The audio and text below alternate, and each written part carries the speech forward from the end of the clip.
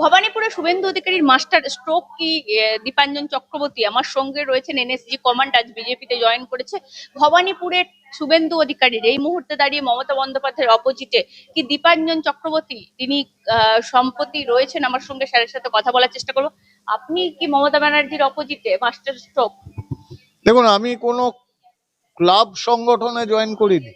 ভারতবর্ষের পৃথিবীর বৃহত্তম রাজনৈতিক দলে জয়েন করেছি, এবং এই রাজনৈতিক দলটির জয়েন করার অন্যতম কারণ হচ্ছে এটা একটা ডিসিপ্লিন পলিটিক্যাল প্ল্যাটফর্ম। তৃণমূলকে আমি বলে থাকি দুর্বৃত্তদের দ্বারা পরিচালিত, দুর্বৃত্তদের স্বার্থ রক্ষার জন্য একদল দুর্বৃত্তের সমষ্টি, এটা হচ্ছে তৃণমূল। বিজেপি তো তা নয়। আর আমি একজন ফোর্সের লোক, 38 বছর ডিসিপ্লিন ফোর্সে কাজ করেছি। এখানে একটি রাজনৈতিক দলের সদস্য হয়ে এইসব ব্যাপারে আমার মন্তব্য করা কোনো সম্ভাবনাই নেই। 26-এ আপনি লড়ছেন। আমি আবার বললাম, দেখুন, আমি সেনা আজ পর্যন্ত কোনো সৈনিক গিয়ে তার জেনারেলকে জিজ্ঞাসা করে না যে আমি কোথায় লড়বো, আমি কাশ্মীরে লড়বো নাকি নাগাল্যান্ডে লড়বো। আমাদের কাছে অপশন, ময়দানে লড়তে আপনি রাজি আছেন? ময়দানে লড়তে নেমেছি। আমি ওই কথায় বিশ্বাস করি, কর্মণ্যেবাধিকারস্তু মা ফলেষু কদাচন। আমি লড়তে এসেছি লড়াইয়ের জন্য রাস্তায় নেমে, কারণ বাংলার বহু মানুষ আমাকে রেগুলার ফোন করেন, টেলিভিশন চ্যানেলে, তোমাদের ইউটিউব চ্যানেলগুলোতে আমার বক্তব্য দেখে যে দাদা আসুন। আমি কিন্তু সেখানে প্রতিশ্রুতি দিয়েছিলাম যে আমি শুধুমাত্র ওই টেলিভিশন চ্যানেলে বা ইউটিউবের চ্যানেলে আবদ্ধ থাকবো না, যথাসময়ে আমি রাস্তায় নামবো, আপনাদের সঙ্গে লড়বো। আমি যদি আমার বাড়ির নিরাপদ গৃহকোণ ছেড়ে বেরিয়ে এসে লড়াই করি, আমি আপনাদেরও ঘরে বসে থাকতে দেব না, কারণ এটা আমাদের শেষ ধর্মযুদ্ধ। লড়াইটাই আমার কাছে সত্যি, তার ফল আশা করিও না, এবং ফলের জন্য আমি আসিও নি। আমাদের সর্বোচ্চ নেতৃত্ব যা সিদ্ধান্ত নেবেন মাথা পেতে সেটা 100% এক্সিকিউট করবো। 99.9%-এ কোনো জায়গা নেই। স্যার, মমতা বন্দ্যোপাধ্যায়কে 26-এ কার্যত এইবারে বিদায় জানাতে পারবেন? আমি 100% বিশ্বাস করি যে শুধু তৃণমূল সরকার যে যাবে 2026-এ তা নয়, যেদিন নির্বাচনের ফলাফল ঘোষণা হয়ে যাবে আর্কাইভে রেখে দেবে এটা, তার 48 ঘন্টার মধ্যে দেখবে 80% তৃণমূলের অফিস এই তৃণমূলের গুন্ডারাই পুড়িয়ে ছারখার করে দেবে। কারণ প্রত্যেকের মৃত্যু ভয় এসে গেছে যে আমরা 15 বছর যে লাগাম ছাড়া অন্যায়, অত্যাচার, অবিচার, দুর্নীতি করেছি, এবার বাংলার মানুষ জবাব বুঝে নেবে। সেই জবাব বুঝে নেওয়ার ভরসাতেই এখন লোকে এরা লড়বে। নবান্ন খালি হবেই, খালি হবে না। ওই পাপ বিদায় করে নবান্নকে আমরা পরিষ্কার পরিশোধন করে ভারতীয় জনতা পার্টির সরকার হবে এবং পরিবর্তনের পতাকা উড়বে নবান্নে। এবং এই যে একটা সরকার চলছে গত 15 বছর ধরে, মুখ্যমন্ত্রী কিন্তু তিনি বলছেন আমি সততার প্রতীক, কৌটো দেখিয়ে বলছেন, তাতে তিনি মায়ের দেয়া টাকা জমা করে রেখেছেন, টালির চাল, 8 কৌড়ে শাড়ি, এইগুলো দেখিয়ে কি আর বাংলার মানুষের কাছে ভোট কেনা যাবে? আমি বিশ্বাস করি, আমি এখনো মানুষের বিশ্বাস করি, আমি চিরকাল বিশ্বাস করে এসেছি, এবং বাংলার মানুষ এতটা বোকা নয়। এবং যতটুকু জানি ওনার দলও, চালের মধ্যে টাকা কোথায় থাকবে, কোথায় রাখবে? ঠিক আছে, মানে এটাকে কেউ বিশ্বাস করে যে এটা কি আর একটা দুটো টাকা যে টাকাগুলো চালের কৌটোতে রেখে দেবে? হাজার হাজার কোটি টাকা। তার জন্যই তো এই জামাত আর লস্করে তৈয়বা আর আনসারুল্লাহ বাংলার সঙ্গে রিলেশন, যে এই কোটি কোটি টাকা এই হুন্ডি হাওলার মাধ্যমে বিদেশে পাচার হয় কি করে। এই ভাই, আমি তো 38 বছর চাকরি করেছি, আমি তো নকল এমবিএ ডিগ্রি নই। 28 টাকা ওই কি নাম্বার পেয়েছেন হোয়াট এভার, জালি এমবিএ ডিগ্রি। শুধু 38 বছর চাকরি করেও আমার এই অবস্থা হয়নি যে আমার সৎ পথে উপার্জনের টাকা রাখার জন্য আমাকে 20খানা বিদেশি বান্ধবী পুষে রাখতে হবে। আবার আপনি বিতর্কে জড়াচ্ছেন বিজেপিতে জয়েন করে। না না নোটিশও পেয়েছি। না না, নোটিশকে আমি কোনোদিনই একদমই পাত্তা দেই না।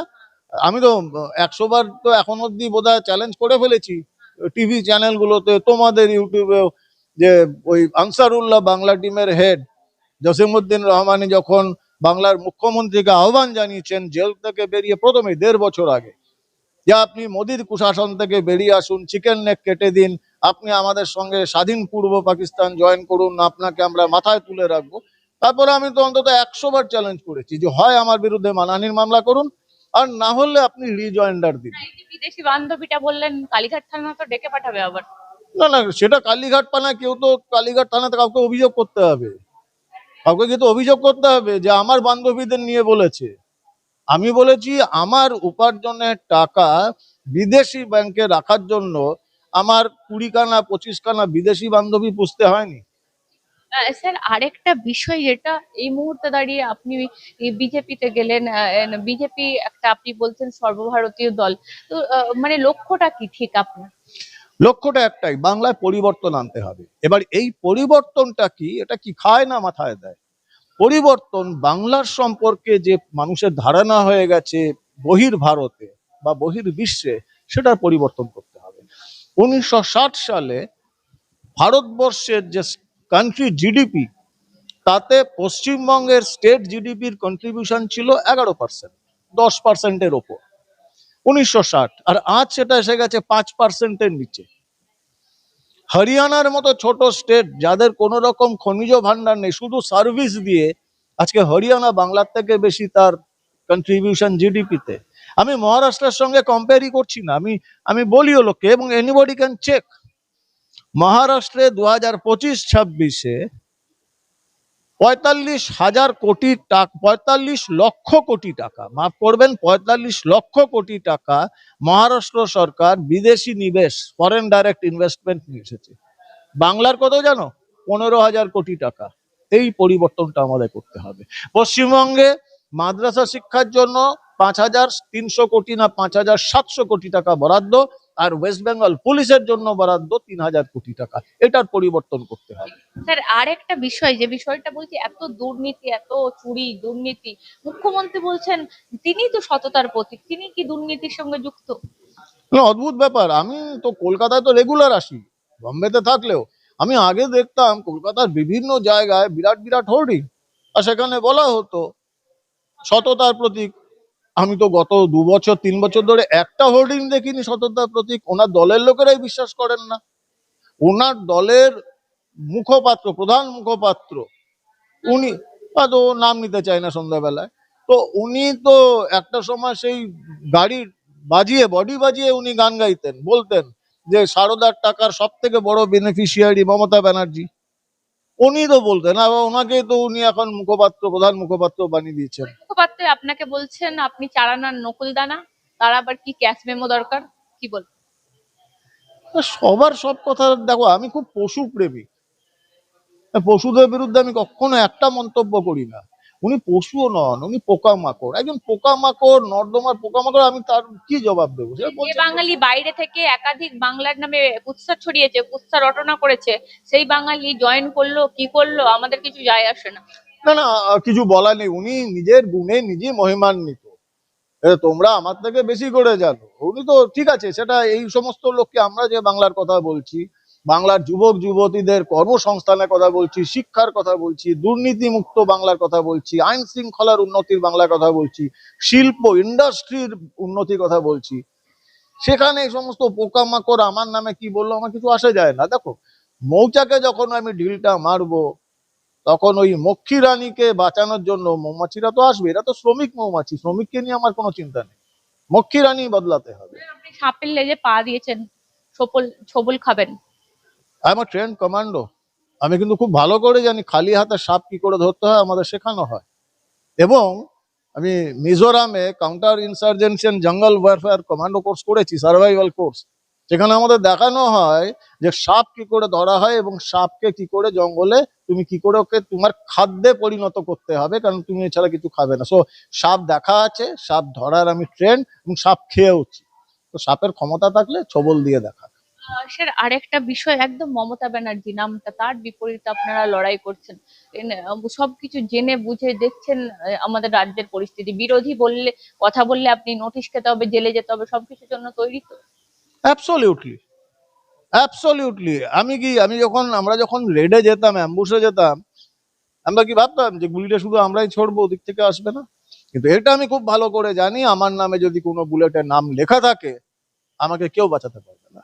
আর আমার নামে যদি বুলেট লেখা না থাকে, তাহলে আমাকে কেউ মারতেও পারবে না। মমতা ব্যানার্জি কি জেলে যাবে আদৌ? সেটা তো বিচার ব্যবস্থা বলবে। মামলায়, আইপ্যাক মামলায়?